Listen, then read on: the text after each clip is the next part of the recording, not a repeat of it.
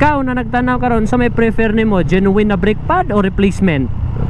Na po ta mag-istorya about sa brake pad, no?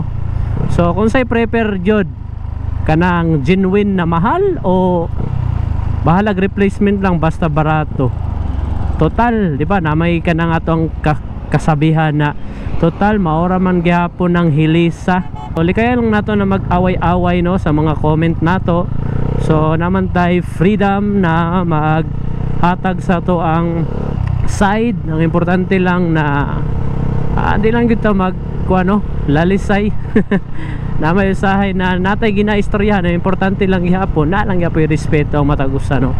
Ikaw na nagtanaw karon sa may prefer nimo, genuine na brake pad o replacement? Sige daw. Ato na kay mostly gid sa atong mga followers is naging mga motor or hilig sa motor.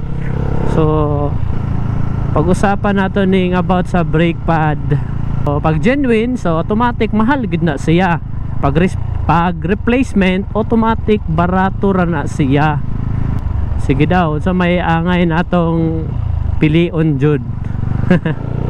Sa ako mag-una kog share, no, sa akong experience. Ako yung ginapaning kamutan na makabudget ko og brake pad kay gusto na ako paliton kato yung genuine.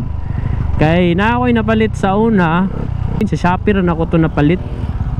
Akong napansin guys na pagkapalit na ko ato, lipay kay ko kay barato ra kay siya ba. 50% gikan sa genuine na price. So bintahan yun kayo kay nakabarato ko. So mo to nag-order kog daghan akong gigamit. And later on sa akong paggamit guys, ambot lang ha kung nagkataon ra ba or sa ba mali ang ako ang observation. Pero sa akong na-observe guys, same lang man siya og hilis. Pero pati ang ako ang disc brake ni hilis pud siya kaapil. Ano ka to, no? Or sa ba nagkataon ra ba or unsa ba? So may maayo ato.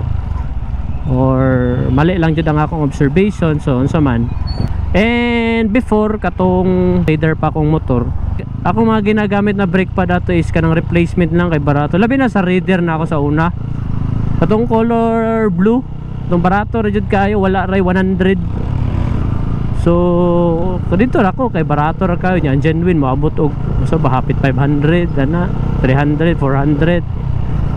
So dito na ko sa barato kayo kay tag-80 ra man siguro to, wala ra to kaabot og 100. So mura po to, wala ko napansin na hilis po ang disc. Basta kay kato lang kong gamit kay barato. Pero pag kanina nga ako ang isa ka motor na ako kaning sa X-Max, wala to ako ang sinati pod na about sa replacement or dili genuine na brake pad. Siguro kung na-budget, genuine na lang. Kung dili, okay ra gyapon ang replacement. Kamo guys, unsa man ninyo hang prefer, genuine or replacement? Tinuod ba na same ra gyud og hilis?